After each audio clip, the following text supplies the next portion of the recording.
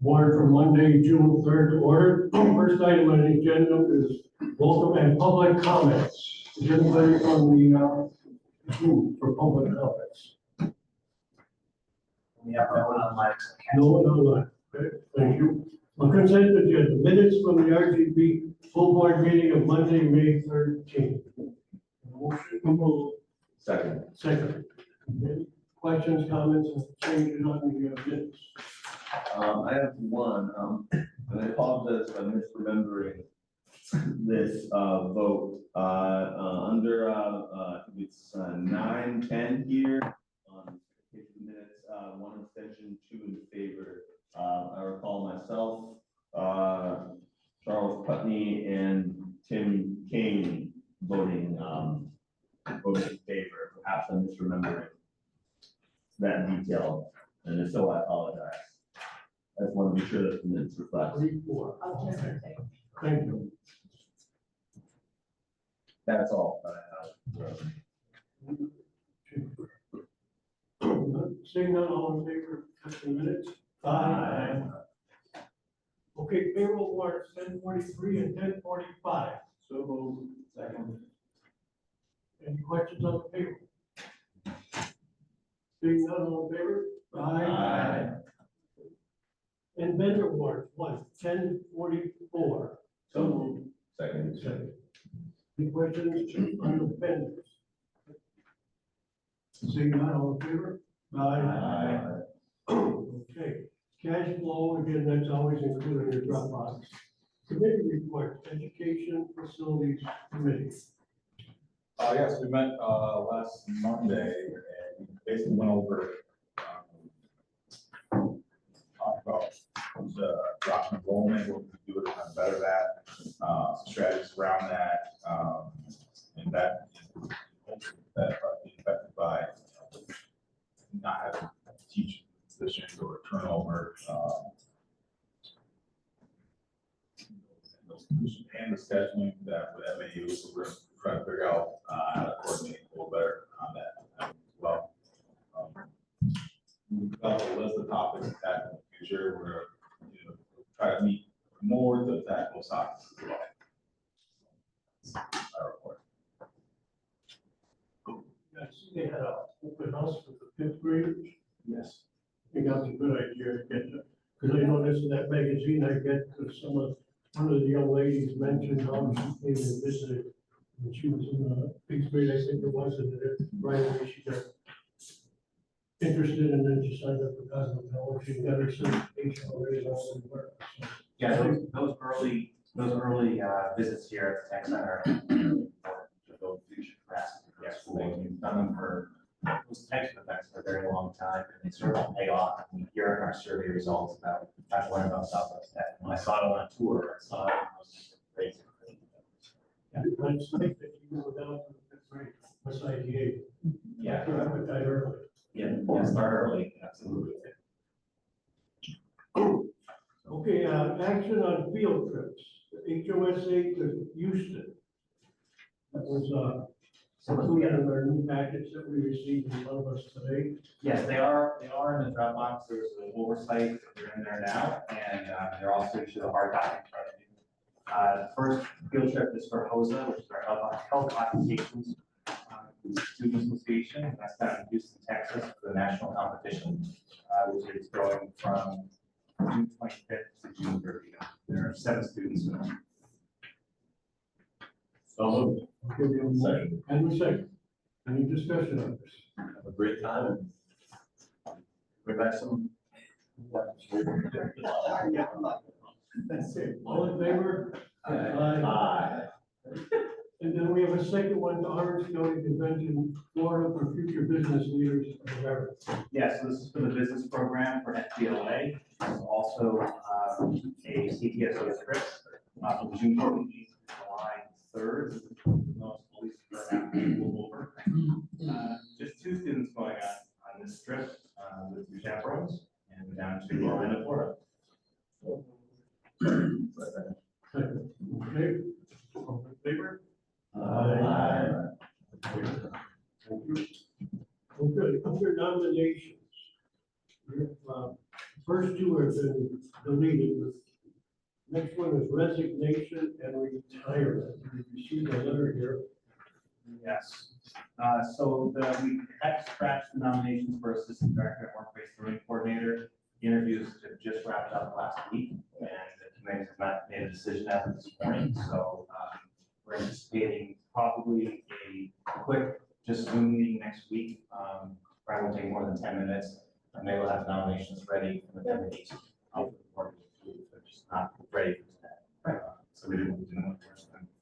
I do have a resignation / retirement, which was given to me this morning. I'll read this to you. I'm writing the tender my position as manufacturing instructor at Southwest Tech, effective June 30th. Regrettably, I have some circumstances that require my full attention. I want to thank everyone at Southwest Tech for providing an amazing opportunity and supportive environment to work in. Not all schools enjoy such support. Please contact me anytime if you need assistance. And thank you for everything. I'm very grateful for work.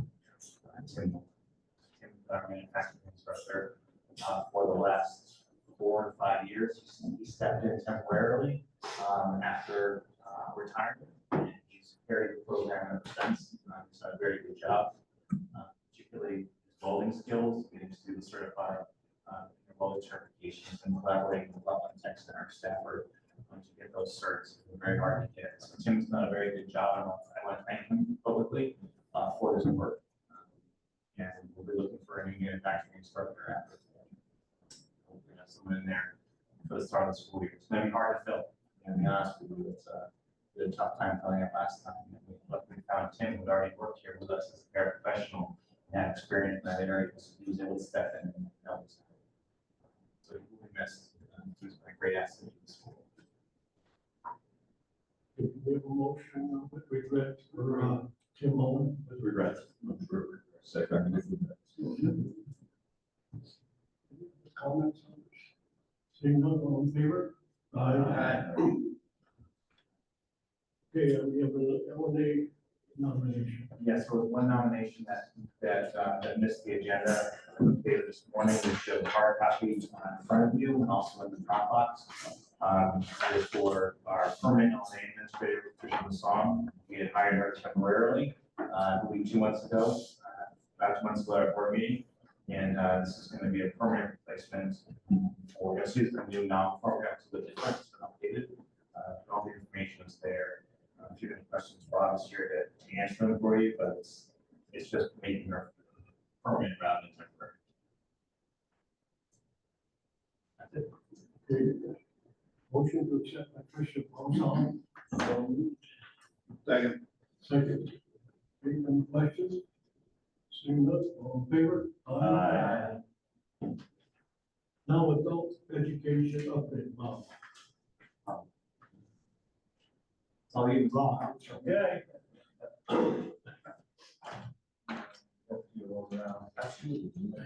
Let's come around to really get too far into it, but yes, I just want to come and give you folks an update on how adult technical education went this year. We had another excellent year. Our numbers were pretty much steady with last year, which makes me very happy. We had a goal of enrolling 110 students. That goal was exceeded, 121 students. These are again adult students enrolling in our program. So the numbers are right there. You can see LNA continues to be our largest program. There's no shortage of need for LNAs in our community. CDL being our next biggest program. There may still be 1 or 2 more people that enroll in that in our spring class. And then there are the others below. Had a good year with enrolling in cell classes. I've worked with Mac Molding and Daly's Precast to do some cell training for their employees. And that looks like a market that's going to continue. We've gotten very good feedback on those classes. I have an excellent teacher. The students really like as well. So hope to continue to offer that for industry. Online enrollments in the other column.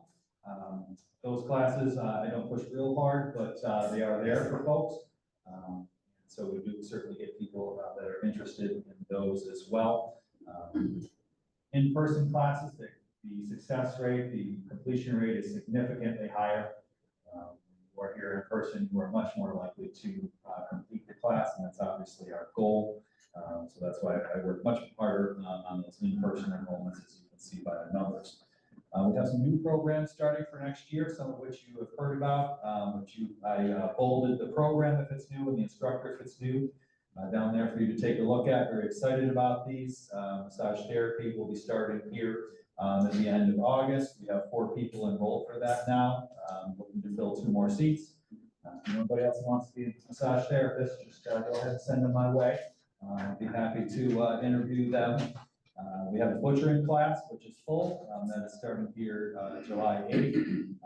Though I will accept a couple applications still if anybody else wants to get on the wait list for that class. We've talked about this one before, tractor operation safety and maintenance, that'll be running here in the fall.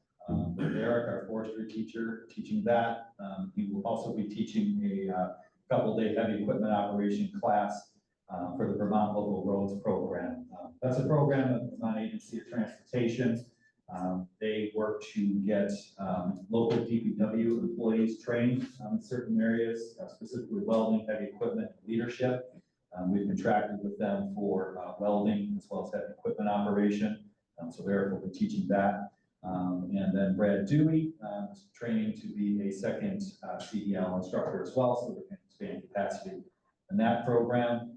We have a few students enrolled that he will be training this summer on-road integrated as well. So just a couple highlights below. We have 100% pass rate for state license exams for LNA. You can take the words thus far off of that one. They all passed on Saturday, which is great. So we had 100% this year in all 4 of our LNA classes, which I'm very pleased about. And all credits to Cindy Mars, our teacher, who I would say overtrains our students so that the state exam is very easy and they're ready to go once they get into the workforce. And so far, we've had 100% pass rate on all our CDL exams as well. So credit to Bruce Miles, who also subscribes to the practice hard so the game is easy mantra. And if you can pass what Bruce says needs to be done, you will definitely pass the road test when you go to CDL. So some of you may know Bruce used to give that exam for about 25 years around here. And if you've had children, he probably gave them their road test too. So Bruce has been doing this for a long time. He likes to say he traumatized many teenagers, giving them their road test. But in his older years, he's lightened up just a little bit. But we're still doing really well with the CDL exams. There was an article making the great insert in the banner. May or may not have seen that. It spotlighted adult technical education. And then you may remember back in the fall, we did have a visit from KMAX, our helicopter from command that landed out front here. So that was kind of the highlight of my year. We found out just how much work it is to land a helicopter in the front yard of the school. It's a pretty involved process, but that went very, very well. It was a really excellent event that we had out front here. So that's my quick update for all of you. If you have any questions, certainly let me know. Okay. I read that, but I like to read that Manchester magazine. There was a young boy, I think, from Arlington, who said that he learned so much because he took the, I think it was a CNC machine in the evening. A lot of people actually do the work in their Yeah. And is that something that students in school can do? They can take that evening course if they want? Yeah, absolutely. And so I think that's Preston you're talking about, And right? if their students, was there a cost for those? In this case, there was not, no. Thank you. There was, the Department of Labor has money for youth to take adult technical education programs. He was kind of a last minute ad because it just came up, hey, I'd like to do this, so we'll just make it happen. There was a seat available and, he was one of Tim's really motivated students. So I said, well, As he said, he learned as much almost from the fellow students. absolutely. Great So, experience. yeah, we were glad to have him in that class, so he was a good ad. Any questions? Well, I think you almost asked a question that I was gonna ask, Leon. I was gonna ask under the CDL and you said students and adults, and I'm worried more about trying to make sure we get the students out of the high school and other schools to be part of the program than just the adults. I know they're trying to take driver's ed, and I think we might have said something else, if they were taking driver's ed over at Mount Anzio or somewhere else, that they can still get part of the CDL thing together or not. I was a little bit confused on that because I'm wanting them to get license, driver's license, accreditation and CDL at the same time. And so when you mentioned your enrollment of 15, are those just adults or they students? Yeah, those are just the adult students. So, students in the forestry program, currently, HCDL is part of that program. So, we're looking to expand that opportunity for them as well. I ran into one of the adults sitting down in the dentist's office, working on the CDL rule. So they get the message, and that's why you're saying everybody passed 100%. I know, because I'm seeing this person was just gun home in terms of studying and doing everything else, and she was somewhere else away from the school during the day. It's a tough program, no two ways about it. Surely it's, Yes, you have to be. Yeah, you have to be. RC restrictions on it. Oh, so that's what in terms of students, you gotta be 18 if they needed to.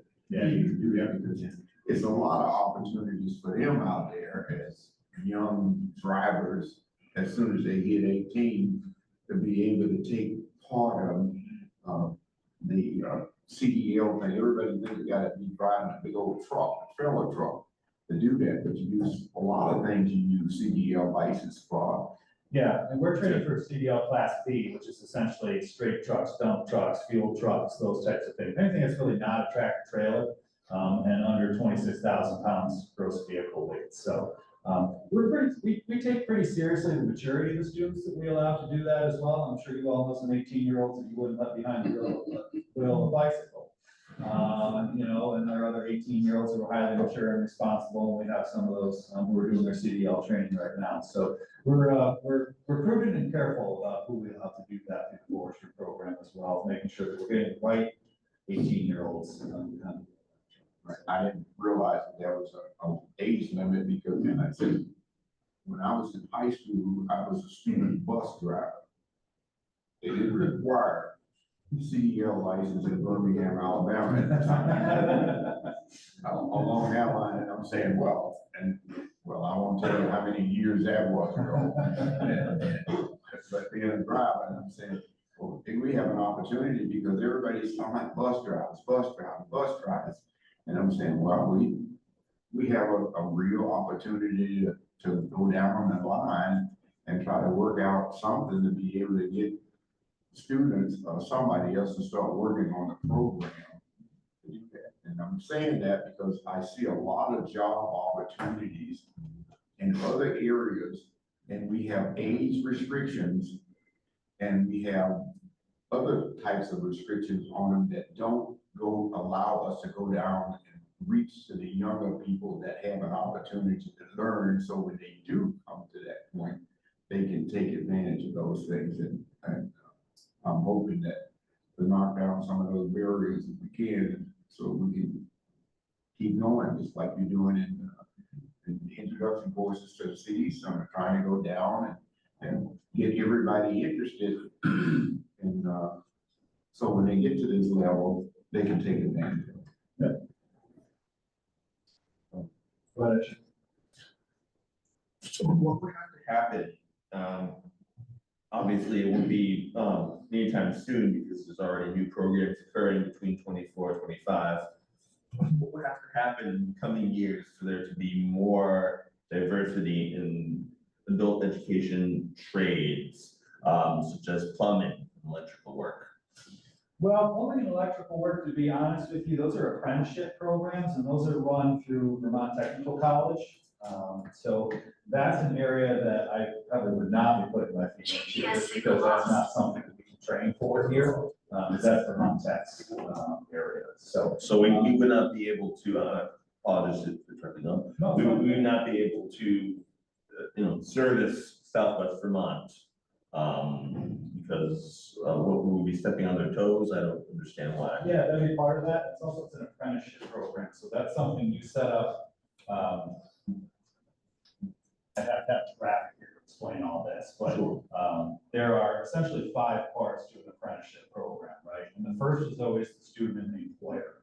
So the student has to be hired, by a local employer as an apprentice, before you even start getting into offering related instruction, which is one of the elements of an apprenticeship, right? And that Vermont Tech has the market through the Vermont Department of Labor, to offer all the related instruction for plumbing and electrical apprenticeship here in Vermont. So, but that's further down the road. First thing you have to have is people hired as apprentices, by local electricians and local plumbers.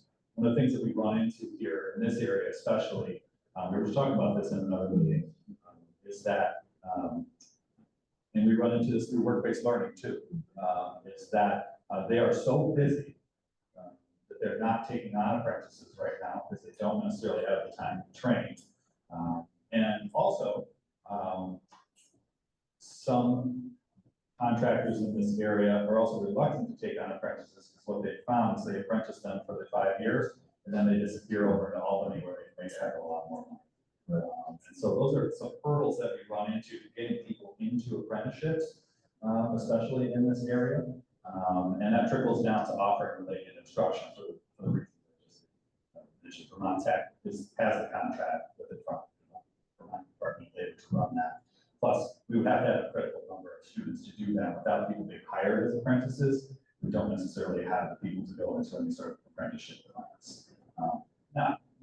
That's not to be said that there aren't opportunities in other trades besides electrical and plumbing that could become interesting to us.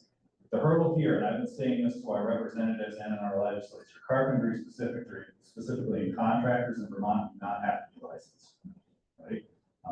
So there's no incentive or requirement for anyone in Vermont who is a contractor to take any type of training. If you're gonna spend money, you're not gonna spend $1,000 on a class here, you're gonna spend $1,000 on tools or stuff for your truck or whatever it may be. The reason we're so successful with LNA and CDL and some of these others is because they're licensed positions. And you have to come through an LNA program, you have to come through a CDL program, right? So, and this is a debate within the legislature and within the governor's office as to, there's a contractor registry now. I believe it's voluntary, or it's voluntary if it gets in Vermont for people to register, but they're not there with licensure. So those are some of the hurdles that we run into to offering more programs in the trades. But what I do is I work with industry and all sorts of industries. And that's where, for instance, the Excel class that's on there, that's where that comes from. Because I'm talking to Matt, and talking to Command, and talking to Dale, and some of those bigger employers. They tell me we have a need in such and such. And I say, okay, well, I can get a teacher in such and such. We can go ahead and offer a class. So really my goal is to be responsive to industry. I'm working with Chamber of Commerce now, so that gives me a good broad perspective on what the needs are as well. So that's really my goal, to be more responsive to whatever industries are looking. Thank you. There's one long-winded answer. I appreciate it. No problem. It's complicated. No, it is, it's very complicated, so, it's always, like to call it a partnership of the willing, right? So, when you have an industry who reaches out, and wants to actually partner with you, I get a lot of industry who say, hey, we would really like this, and, here's this great idea, now why don't you run with the whole thing, right? And when you're all done, I'll maybe interview some of those people that you just trained. Like, well, that's not really a partnership. That's just an idea you dumped in my lap. So finding industries and partners who really want to do have that partnership, that's the key to success. The last comment I heard, you get one that we wanted to say you're working with representatives and other people to try to knock down some of those barriers that are holding. And that's one of the things that we wanted to look at. What are all those, not now, but I'm saying to everybody, we're looking for the barriers that are keeping us from moving forward. can enter these areas out here so that we can shine lights on them, bring them up and discuss what are the issues and try to get it changed. Because they need the people, we need to educate the people, and we can't get them because of some of these barriers. And we want to know from everybody what they are and then work on removing them or getting a temporary relief on them so that this tech center can grow and the business can grow in Vermont. And that's what everybody wants, especially the growth in business and industry and the ability for a person to stay home and take care of themselves. And we can't do it if we just do status quo.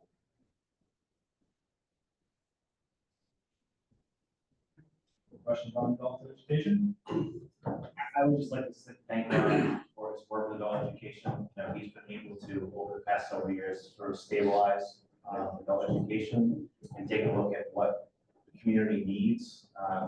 Not necessarily what they want, as Rob alluded to, but what they need, and having these foundation programs and such success at many of these. Rob is a difficult job. You know, they're not knocking his door down. You know, Rob does a lot of advertisement and a lot of research on what programs should be offered, and that can be lucrative for folks, certifications and for the school. So I just want to say thank you for your hard work over the years. These are 110 students, 121 actually, may not sound like a lot. You have to remember that we have roughly 400 daytime students. So that's a lot of adult students that have come through the community center. So you should be proud. So, appreciate it. Thank you. We do beat bushes and shake the trees. Yes, we do. That's what we have to do, so. Plus, if I understand it right, these apprentices, they gotta spend 8,000 hours, 4 years basically, training before they get there. Yeah, it does depend on the field. It's anywhere from some fields it's 1,000 hours all the way up to 8,000 hours. You know, there are a lot of licensed positions in Vermont. And I think it's, yeah. Plumbing, they get 8,000 hours. Now they're lucky if they do it online, everything, you know, that's what's up with, random. And that's obviously one of the huge barriers, right? It's when you have to travel an hour or 2 hours to take your related instruction. If you can do it online, yeah, that's huge for a lot. Thank you for the information. Okay, well, this is the last one for me. So I chose a little different format today for you. I'm gonna give you some information that I chose 10 things over the past decade, plus minus, things that we've accomplished in the center. And certainly not an exhaustive list by any stretch of the imagination, but one for almost each year. So first off, tomorrow night is our annual awards ceremony. It is out at the Southern Vermont Art Center at the West End, right next to the Covered Bridge Museum, same place it was last year if you attended. Appetizers at 5:30, 6 p.m. sharp for the awards ceremony, and then desserts to follow. So that is tomorrow night. Hope you all got the invitation. I saw Sandy send it out, so hope we can make it. If not, we understand. Also, I want to wish all of our students who are traveling for CTSOs, not just the 2 that are here, but other ones as well. Good luck on their national trips. We historically do very well statewide and nationally. And this is for some of these students, the first time they're getting on an airplane, first time they're traveling out of the Northeast, some the first time they're traveling out of Vermont. So it's really a big deal. These are life-changing events for these students, even if they don't place first, second, or third experience. So it's really something you can't take away. And I hope that going forward, in the years coming, the board continues to support our CTSOs. They are expensive to send students on these trips. They fundraise, budget for them, but they are life-changing for students. And I know they recognize that and talk about it all the time. And the student can't afford to go. How do we make sure they come out? That's been very important to me. So over the past decade, here's some things that we have, and I say we, not we the school, have accomplished. We've improved the academic rigor of our programs and outcomes for our students significantly over the past 10 years. The state has also upped the ante, if you will, for our programs to require embedded college credits, tier 2 credentials. And those are all things that we have to do, and they're not easy. Not everyone qualifies to offer a secondary credential or credits, and how do we navigate those for folks who have a master's degree? And there's all sorts of requirements for us to do. We've been able to successfully do that. We've positively impacted the culture and climate at Southwest Ed. As the board knows, for a very long time, we had I guess I'll call it a revolving door of administration, directors and superintendents. For whatever reasons, I wasn't in the role then, so I'm not judging, I'm just saying we had a lot of turnover. I know the past 10+ years, been able to stabilize that for the center. And that's been good. I think Ken referred to it here, people say it's like a family here, and it really is. Tim referenced his letter, that's a great place to work. And I hope that continues in the future. We survived and went through our decennial reaccreditation from NEASC, which is the New England Association of Schools and Colleges. That is a multi-year process where a team of teachers and administrators come in here and spend a week of time and tear apart our program. I shouldn't say that, but tear apart our programs in our facilities and take a look at what we're doing and does it meet the muster to be reaccredited as a school. And there's a lot of prep work on that. It takes 2 years to work with them to come here. For us, it's all self-work that we do. Real challenge, but it's important to be accredited as a school, and that will be coming up again in another couple of years, the 5-year review. I can't say I'm going to miss that process, but it really is an important one to go through. We continue to be accredited. I think one of the things that I'm most proud of is that we successfully opened school during the COVID-19 pandemic. We were one of the first schools to open in the area, successfully not without challenges. We bagged lunches together. We became COVID testing experts. This room you're sitting in was our check-in area, like the TSA checkpoint that we had to do. Temperature checks. Temperature checks. We became health experts. Yes. We did. And I think that the most interesting out of that is that we got to know every single student that came through the door, because we had to talk to every single one of them every day that they were here and ask. If you traveled outside of New England, if you traveled outside of Vermont, every week the questions changed. Really, they did. And we had to meet every single student that stood outside in line. It's sort of surreal to think about it now. But we had I won't say fun, but we had a little fun with it. Everyone had different jobs to do. There's nothing in anyone's job description to make lunches and deliver stuff. And we ran a major busing operation to get all our students home on our own buses, go all over the creation to get students. We also became a supply hub here for masks, air filters, everything else that came with it. And I swear for my resume, logistics supply person, the amount of things that we had to juggle to keep things operating, which is crazy. And a little internal joke, but I know Becky and I will get this. Early on in the pandemic, when we really weren't sure how germs were transmitted, we didn't understand that it was really airborne, and we were very cautious about everything. Another director, a friend of mine who works in Springfield Tech Center, called me up and said, "Hey, Mike, I'm going to buy a pallet of hand sanitizer." He's like, "But it's pretty expensive. You want one on it with me?" And I said, "Yeah, sure. We're going to need it anyway." And so Rebecca calls me somewhere and says, "Do you know anything about a pallet of hand sanitizer that's delivered downstairs?" And I was like, "Well, I only bought half of it, as I didn't go buy the whole pallet." And they came in 1-gallon jugs from Bar Hill Distilleries, where they came from. And we still have some. And, but it was the best hand sanitizer. It took the finish off the table. So don't spray that on homemade tables. So I mean, that was all kidding aside, it was a major accomplishment that we were able to do that. We were open for many months on a staggered schedule by ourselves. It was sort of freeing to operate on our own for a while without any outside influence. It was kind of a neat experience. The next thing, we rebuilt homes in Puerto Rico after devastating hurricanes, not once but twice. We sent students to Puerto Rico as part of Habitat. They went the second year as well, the first year. And it was an amazing experience for our students and for our programs. And that's something that the board is supposed to be really proud of. We've never done international trips before, let alone disaster relief. So it was an awesome experience. As I mentioned, our students have won state national championships every single year, which is amazing, absolutely amazing.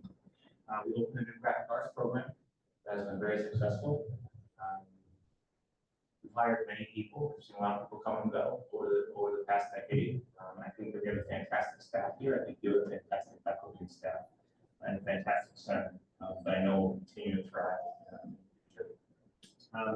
We updated our school name, probably one of the most major accomplishments, and something we talked about for a very long time. It's not to discredit the former name of the school at all, or the folks that came before us. I've always said that in any position we hold here at school, we're just stewards from the previous person, and we're stewards to the next person who then takes over our spot. And that's what we are. And we just thought the school name should be more reflective of the times. It's taken a while to catch on. We all know the Southwest Tech now. Some people still refer to it as CDC, and that's okay. There's nothing wrong with that. It's just it was a big thing to change our name. I'm glad the board supported that. As you know, we had students involved, design graphics, and the whole nine yards. So very proud of that. And not in a bad note, but we also survived and recovered from 2 major floods that we had. I will never forget the phone call from Sandy early in the morning saying there's water coming down the stairs. And then the very next morning, there's water coming from the 3rd floor. Okay. And the next year and a half or so pursued where, we had almost 14 rooms destroyed, including this room, which was a makeshift hub for all things electronics. And it was a major disaster that Rebecca and Dan, our IT person, spent countless hours on documenting inventory, purchasing equipment, dealing with a major insurance claim that really sidetracked everything for a long time. The work we already had to do. So I want to thank everyone for that and appreciate the folks who were displaced. This was very disruptive for some folks. And poor Ryan, video productions in front of it. His room, all 3 of his rooms were really destroyed. It's right below us. And he was the most displaced of anybody. He was very patient and worked with us, and it was the whole room had to be redone. It looks fantastic now, and so there are just silver lining in it in every dark cloud. So I can certainly go on for probably the next 5 hours about things we've done, but these are kind of one per year, if you will, and it's bittersweet for me to do my last meeting. But this represents 24.9994 years for me here, so all 25. almost 12 years in this position in administration. And I want to thank the community for their support and the faculty and staff for their support over the many years that I've been doing this and that we've been doing this together. And I wish them good luck in the future. And it's a big job. And I hope that the board will express patience and understanding as Meg and other folks figure out their new role, because there's no guidebook, there's no manual, if you will. It is I had to learn on the fly. What works, what doesn't work, and the good thing with you hiring Meg is that she's been here for 10+ years and worked alongside me for a long time, and knows what's important. Center to keep it operating in an efficient and effective way. So that's what I have. So thank you very much, everybody. I really appreciate it. And hopefully see you tomorrow night. Thanks for all your dedication over the years. You're very well. It's been an honor. Thanks. I just have a couple of, do you have any idea what day that Zoom meeting would be for your assistant? I don't know. Can you give us like a 1-day heads up? Yep. Okay. I just need to head out to a pretty important call. No meeting in July, normally unless there's an emergency, we don't meet in July. Next meeting is August 12th at 4 o'clock in the afternoon. And finally, I'd like to thank Mike for his 25 years helping the students and working with the faculty for the success of Southwest Tech. And we appreciate it, everybody else does.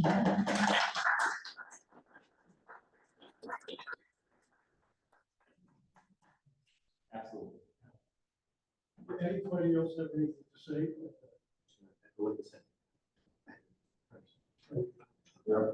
Motion to adjourn. Second. All in favor? Aye.